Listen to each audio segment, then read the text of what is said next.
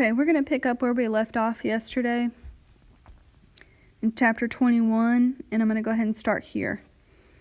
I heard crowds ahead, though I knew I'd soon be spotted by someone who cared if I continued tailing along so obviously. We passed a simple concrete building, the faded paint of LA Post barely visible on top of the vivid black and green rotting concrete. The letters must have been painted during the Belgian occupation over 50 years ago.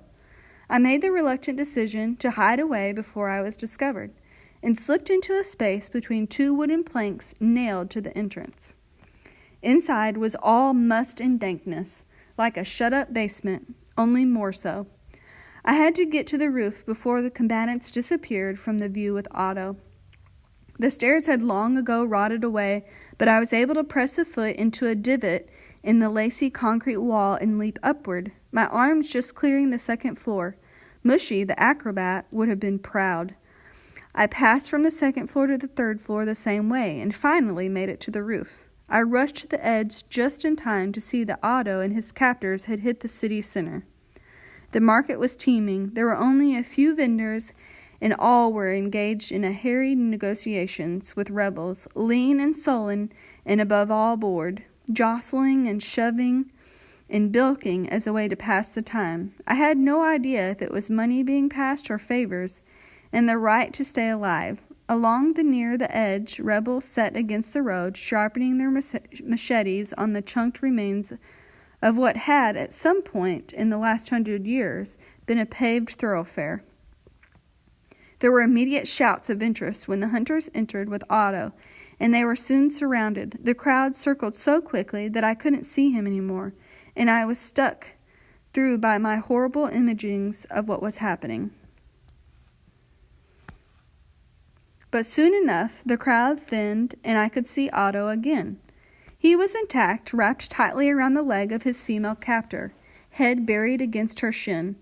She moved forward stiffly, her gaped mouth open wide as she gawked. Otto refused to let go of her, even when she shook her leg violently. Helpless on the rooftop, I felt a many-edged combination of anger and fear and jealousy that came out as rage, rage, rage. I kicked at the crumbling cement of the roof's low wall, and a spray of bits fell into the ground below. I dropped out of sight in case I had drawn anyone's attention. When I dared emerge, I saw Otto had changed hands. His new owners had tied his leash to the leg of a plastic restaurant table, and he was sitting on top, holding his hurt foot in his hands, lips pulled back over his teeth. I couldn't make out much else of his expression from the distance, but there were men sitting all around him, lounging about and smoking. I resisted the urge to kick out at the roof's ledge again. How would I ever rescue him? I'd hoped I could sneak up and snatch him, but it would be impossible in that big crowd. All I could do was wait for things to change. I'd give it an hour, I decided. Maybe by some miracle the market would clear by then and I could creep over. So I crouched, watching Otto test the radius of his leash as he circled the table.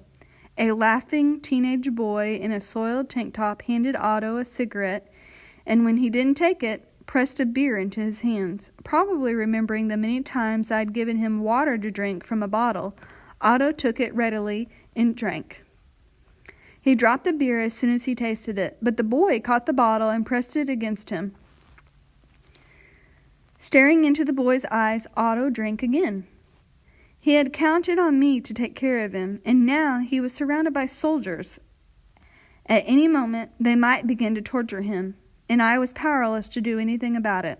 My outrage, without outlet, was quickly turning into despair.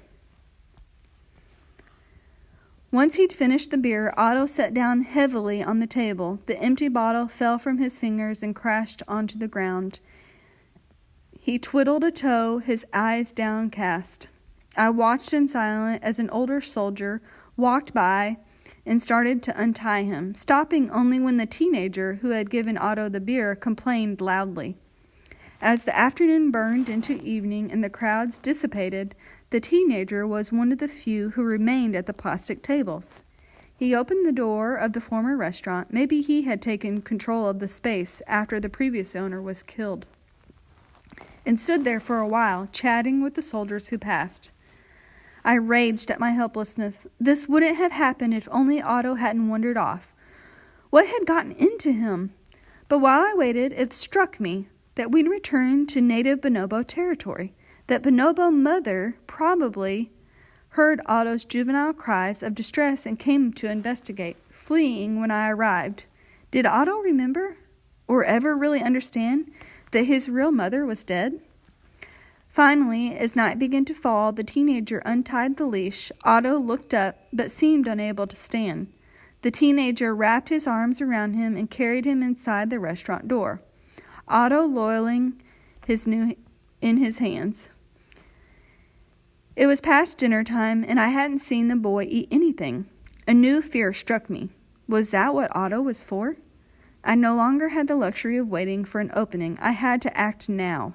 Twilight had begun, which meant I had only a few minutes to get to the bottom of the building and over to the restaurant. I threw myself down to the second floor and then to the bottom, gave a quick glance between the boards on the doorway to see if the coast was clear, and slipped out. I was discovered almost immediately. A shout came from my left. Not risking the time to find who'd seen me, I dashed right. Turning the first corner, I could, then another, hoping to lose whomever it was as quickly as possible. In a dark corner, I caught my breath and listened for sounds of pursuit. When there was nothing, I wiped the sweat from my face and I walked out toward the marketplace. It was terrifying and energizing to be among the soldiers after watching them from hiding for so long. I forced my head high and my eyes wide open, tried to look like I belonged, even as I yearned to cringe away. I very quickly discovered that blending in wouldn't work. I guess because a girl on her own had no reason to be alive and intact. Very soon there were whistles, then soldiers with red eyes and prominent guns jostling my shoulders, grabbing their crotches and shouting at me in language I didn't understand. The crowd was clotting around me, and I knew the only way this could all end. Men would turn to mobs, words would turn to action, someone would grab at me, and then another, and then the end would begin. Fear pushed so hard on me that I was beyond thinking of anything else, could do nothing but fight to get out from under it. Words were impossible, so I said nothing, only pointing at the restaurant door where I'd seen the boy disappear. Getting to Otto was the only goal in my mind, and pointing toward him was all I could think to do. As swiftly as I could, I pressed through the corridor of groping arms to the restaurant door. I, avoiding the leering eyes, ignored the spit that struck my cheek, tried not to see the man who momentarily stood in my path, coolly tossing a grenade like a juggler's sack before his comrades pulled him back. My mind raced as I pushed forward. Why was no one touching me yet? Apparently, the boy who had taken Otto was something of a figure among the soldiers, and since I had indicated I was his, no one was stepping forward to interfere. After an eternity, I was at the door, soldiers hooting at my back. Someone snatched at the seat of my pants, and I felt the plastic bag with its few crude treasures rip away. I wasn't about to risk trying to retrieve it. I pushed the door and stepped through it confidently, like I was returning to a home I had known for years, like there was no place I had rather be than trapped inside with an armed militant who had taken Otto captive. Okay, now you need to go to Google Classroom and answer the questions for Chapter 21. Have a great day.